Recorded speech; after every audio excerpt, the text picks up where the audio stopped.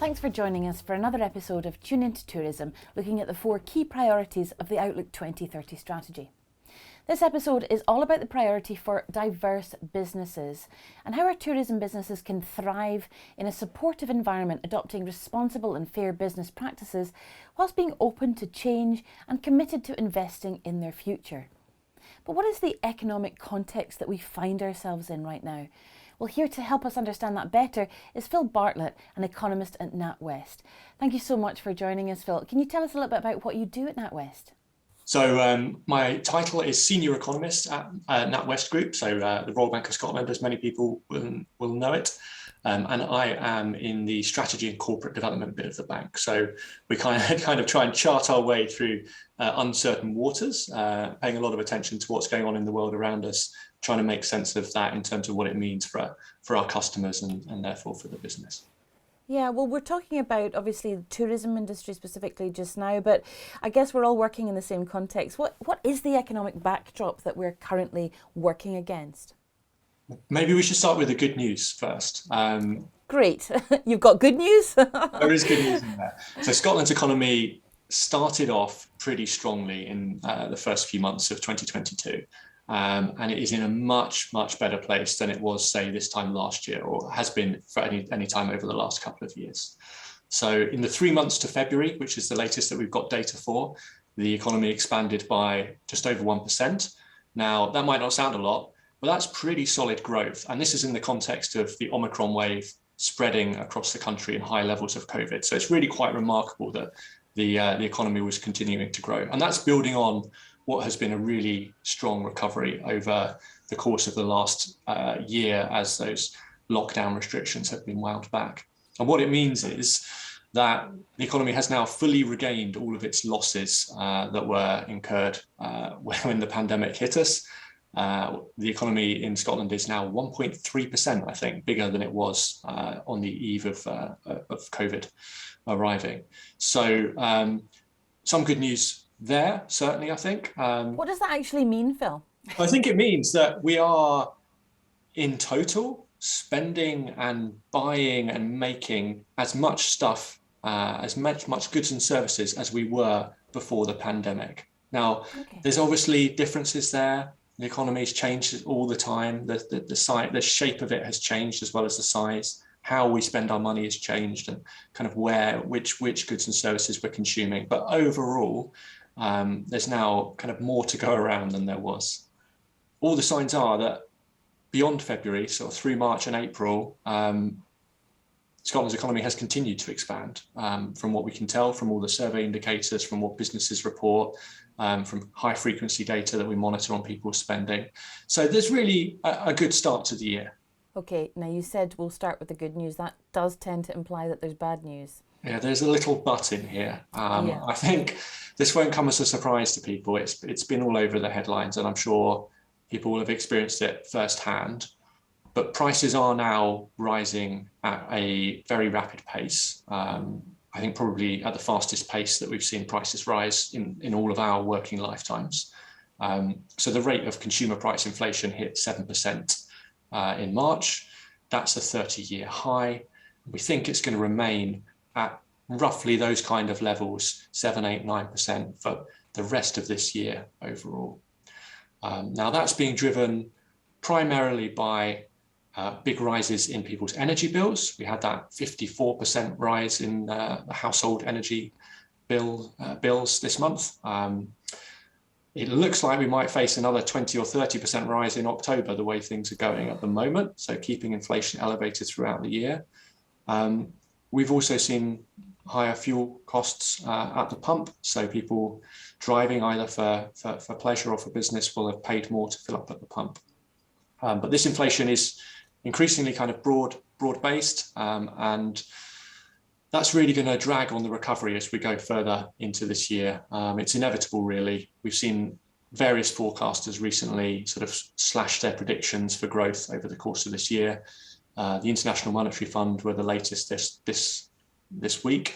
I think they cut their global growth forecast by about 1%. And we saw the same for the UK economy from the government's official forecaster, the Office of Budget Responsibility. just last month, when they've penciled in a real slowdown in the rate of growth from, as I say, around about 1% at the moment to a virtual standstill by the end of the year. So a tricky period overall. And I think for households in particular, that inflation rise outstripping the sort of earnings growth is going to really translate into a cost of living squeeze that we've been hearing so much about. What are the likely impacts on the tourism industry of all these factors? I don't think there's any getting away from the fact that this is going to weigh on consumption spending. People are going to have to tighten their belts a little bit over the course of this year, and they're going to be forced to some extent to prioritize their spending on what matters most. Now, this is likely to mean that people have to spend a greater proportion of their incomes on things like energy, on things like food. And more discretionary spending, I'm afraid, is likely to sort of play second fiddle. And that is already becoming visible when it comes to things like retail sales, but I expect will come to play in the tourism sector as the year progresses. Now, the fact that we're kind of only just experiencing the rise in inflationary pressures might mean that the impacts aren't quite felt in the summer season, but I think as we get sort of later into the year, we may start to see more of an impact on visitor numbers overall. This probably will feed into types of consumer trends like a search for value. It's not to say that people won't be looking for great experiences. They absolutely will, but they'll be looking out for great deals. Maybe they'll be thinking about taking shorter breaks, and it's those kind of trends, I think. Well, are there any reasons to be optimistic? Apart from, as you say, there has been that growth in Scotland's economy. Is that something that we should be wary about being too optimistic about? No, so I think there are loads of reasons to be optimistic, actually. As we started off by saying, the economy has effectively rebounded and regained all of its losses. And part of that is to do with the fact that concern about COVID is really kind of dropping off, and we shouldn't lose sight of this. It's not that the disease has gone away, unfortunately, but we are learning to live with it, and we've kind of decoupled what's going on in the wider economy with what's going on with the virus to some extent. I'd also kind of call out the fact that people have built up quite a lot of resources to help them get through the squeeze. So maybe not through choice, but a lot of people have accumulated savings over the course of the last 2 years as they've been unable to get out and about and spend. And that includes £186 billion more in savings that they've stashed away over the last 2 years. That equates to about 8% of GDP, and that's over and above what they normally would have saved over that point in time. So clearly there's a cushion there, at least in aggregate. Might not apply to everyone in the population. And I think it's also the case that people have the capacity to borrow again. So as well as saving, people have paid down what they've had on their credit cards and the like. So people do have resources available to them. And although we've seen a real kind of hit to consumer confidence over the last couple of months as people have begun to feel the pinch, there's a real widespread availability of jobs at the moment, and pay growth is not keeping pace with inflation, but earnings are growing at a reasonable level. So I think that availability of work and extra hours for those who want it could kind of help sustain that spending and give people the confidence to kind of carry on through this slightly difficult period. Well, you did touch on this a moment ago, recruitment, employment generally, but recruitment and retention is a massive problem, particularly within hospitality. What are the statistics like for unemployment? Are we likely to see any change? And could this be, as you suggest there are opportunities for employment for people to get part-time work, perhaps, that might help to support the economy generally? Yeah, well, staff availability is certainly the number one concern that we are hearing from business. You asked about the statistics. The unemployment rate in Scotland is very, very low at the moment. It's around about a 50-year low. Just 3.5% of the population are unemployed at the moment, and that's below the UK average. And when it comes to the Highlands and Islands specifically, it's lower still. So it's the lowest of any area in Scotland.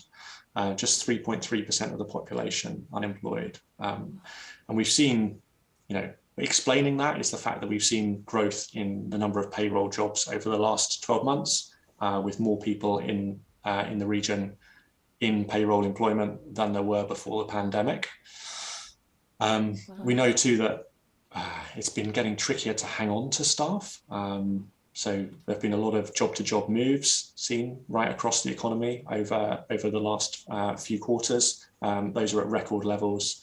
And we know that the tourism industry faces a specific challenge of kind of getting people back and building up their workforce again, having sort of been forced to downsize it through the pandemic. And I think that is going to be tricky, and that's something that's going to hang around with us for a while. Our own data shows that a lot of people have moved into jobs elsewhere, and this is backed up by other studies, sort of if they found themselves working in different industries.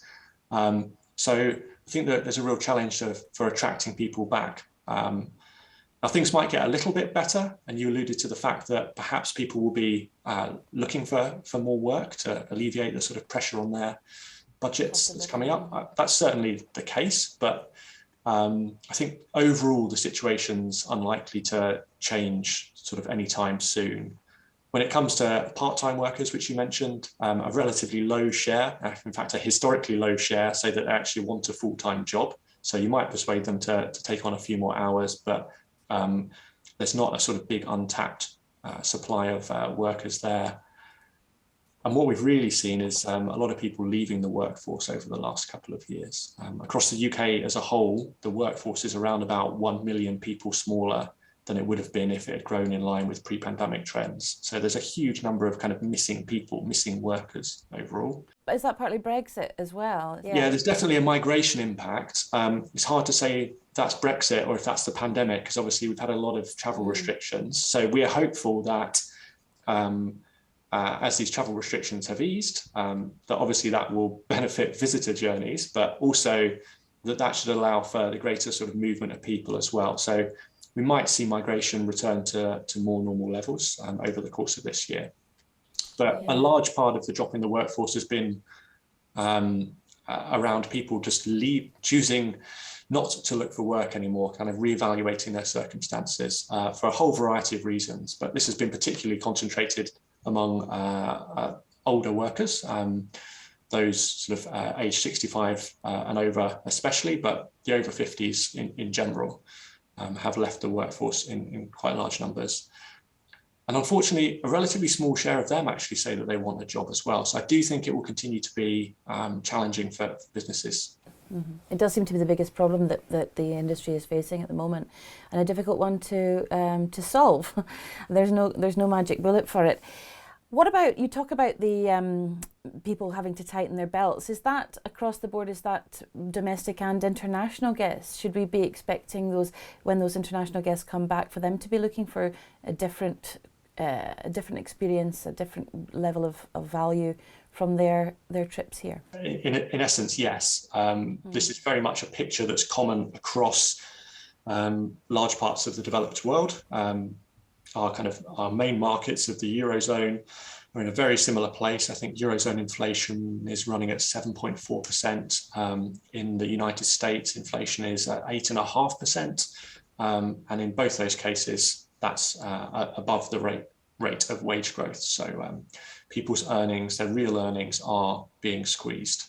And yet, similarly to Scotland and the UK, those places have seen the recovery from COVID, actually the US has been leading the way on that. So the position is pretty much similar to the one that we've discussed already. I think it's definitely the case that people will be overall looking to get the most bang for their buck when it comes to holidays this year.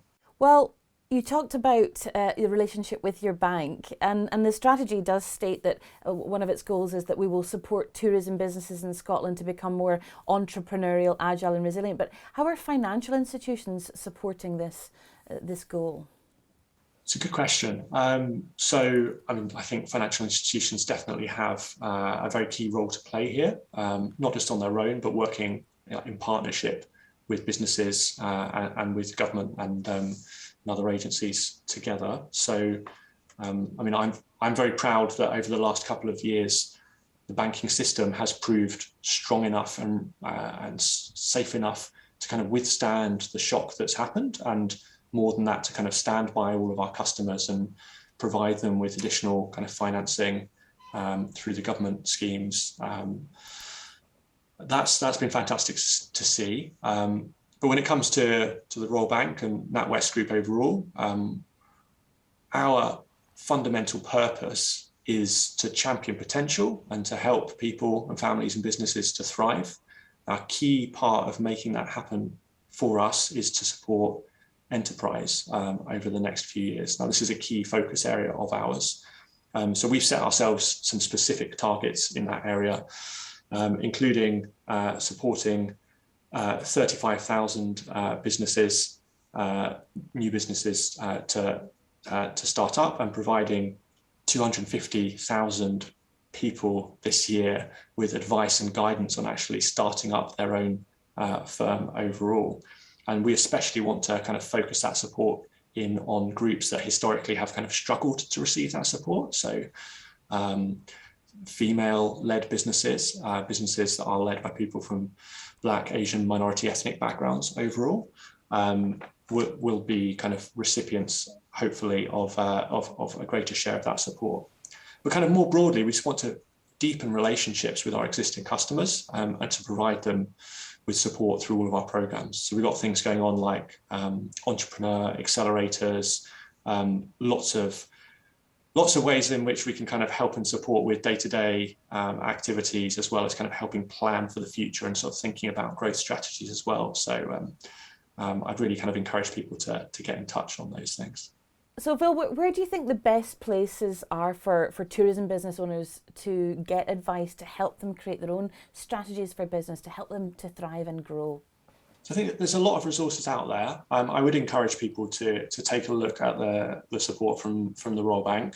But beyond that, I think there's a great array of resources available through industry bodies such as the Scottish Tourism Alliance that are kind of more tailored specifically to the industry circumstances, as well as through bodies such as Highlands and Islands Enterprise, which I think can kind of link you in with the relevant government support and provide that kind of guidance on business strategy and growth from here on.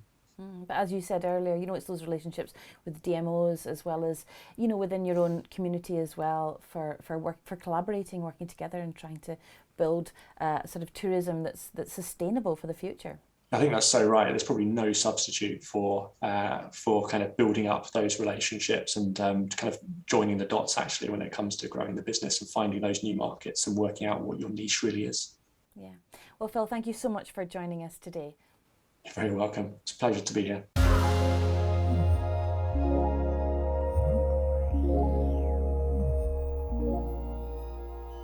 Well, a challenging time for sure, but there are of course still opportunities for new businesses and for existing businesses to diversify and tap into new markets by creating products and experiences that represent great value for money. As we heard earlier in this series, in our episode focused on thriving places, agritourism is one way that businesses in the Highlands and Islands particularly can diversify. Here's more information on some of the ways that can be done from Caroline Miller at Scottish Agritourism. My name's Caroline Miller and I am the sector lead for Scottish Agritourism. I'm also a farmer and I run a tourism business on our own farm in South Angus. So agritourism is one of the biggest areas of growth in tourism at the moment. We're seeing huge amounts of increasing consumer demand for farm experiences and croft experiences. So to that end, it can play a key role in the growth of tourism in the Highlands and Islands. The great thing about agritourism is it doesn't need to have like a big land area to generate a really large business. So you could have a small croft, for example, with 1 acre devoted to tourism, generating perhaps £200,000-300,000 of revenue, and that could make a huge difference to a crofting or farming family. Agritourism is farm tourism or leisure on a working farm or croft. That can include people coming to your farm to buy food and drink, people coming to the farm or croft for the day. That can include things like visiting a farm cafe, a farm festival, or taking part in adventure sports or children's activities. And it also can include coming to stay on a holiday on a farm. So we developed our agritourism business in 2005. We now have five-star hideaways for the couples market.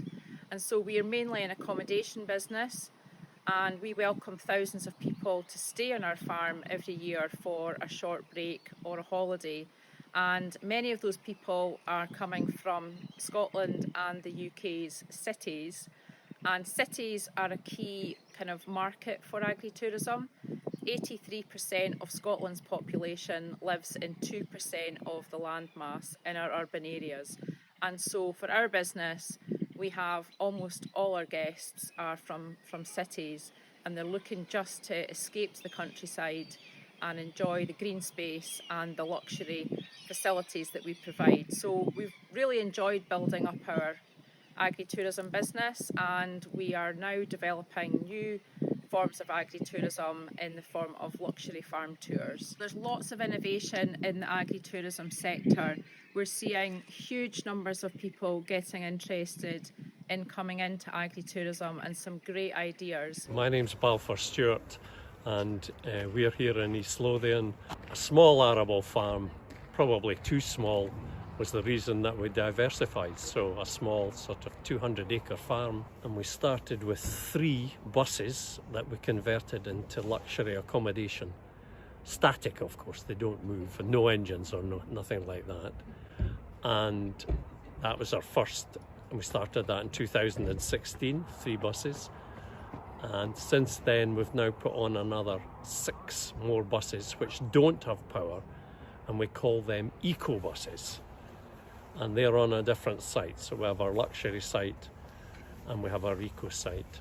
And the luxury buses are our most popular, obviously, because they're open all year and they have power. We use biomass to heat them, and they've got things like showers and toilets and everything in a bus. And they've got a skylight over the main bed, and people all love that, stars and dark nights and stuff like that. And we gave them all a garden area each, and decking, and the thing that attracts everyone to accommodation nowadays is a hot tub. So we've got hot tubs at every bus. It was just knowing we had to diversify, and therefore it's just how do you do it? And we have a very pretty view, and we're very lucky. It's picturesque, it's quiet, quite idyllic. And you always thought, people always, when they came and visited, you said, your view's so amazing, etc. You're so lucky, and all these sort of things. And so we always thought, we could share this, so we've got the idyllic setting. We didn't have animals and anything at that stage, and we said, well, why not? And we stored buses for people, believe it or not. We had a big shed and we stored them. And that was a great idea, but we always wondered what was the purpose of these buses.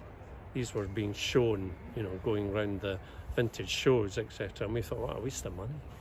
So we decided to do something different. So we just got a couple of buses off these bus enthusiasts, and we converted them into what we classify as really nice luxury accommodation.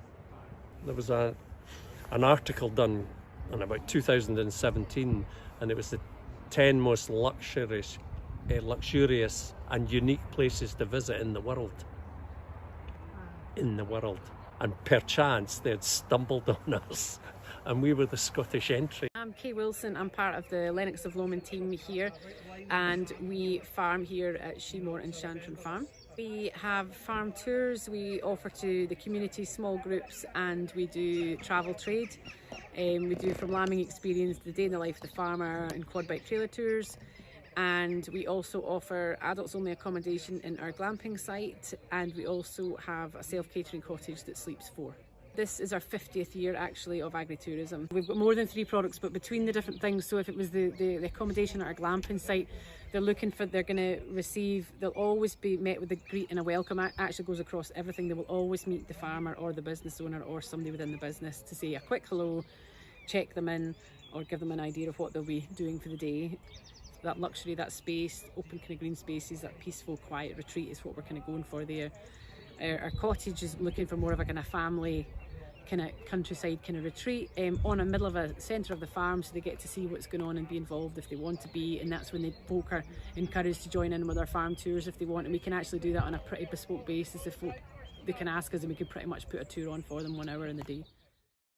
My name's Louise Nichol. I'm from Newton Farm Holidays and Tours in Angus between Forfar and Dundee. We've been running our tours now for 5 years, and it's grown from a single sort of farm experience of farm tours, introducing alpaca walking, but now we've got Highland cow experience, we've got goat experiences, and going forward with lambing experiences. Going forward, we're going to have a food experience as well on the farm. So this year we should have a product that's made on the farm to allow people to really engage that full farm to fork message that we promote. When we started, the key thing for us and the most important thing was the use of social media.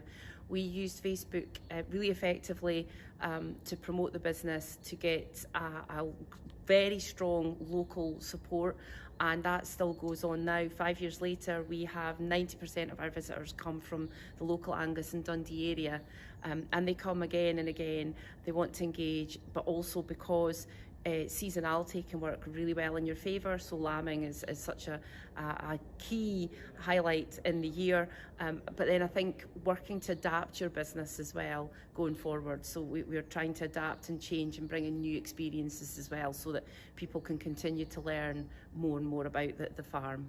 By 2030, we want the number of agritourism businesses in Scotland to double, and for 50% of those to be offering a food and drink experience. So some of the innovation we're seeing is around pop-up food and drink events on farms. We've seen a big growth in recent years in pumpkin festivals and autumnal festivals. People wanting to pay to become a farmer for the day at any time of the year, and lambing experiences. But we're also seeing a big growth in things like farm cafes, but also still growth in quirky forms of accommodation on farms. So people can get involved by becoming part of our network. We have a very close-knit community of farmers and crofters already undertaking agritourism, and these people are really welcoming, they're really friendly, and they're really keen to share their knowledge with other people to support. And there's no better way to learn than learning from your peers. They've been there, done that, and they will help you. So we encourage you to get involved with Scottish Agritourism. We have online information and support, but we also bring together our members for peer-to-peer facilitated help. So that's a great way to get involved, and you can find out all the different types of agritourism there is out there and try and pick the one that's best for you.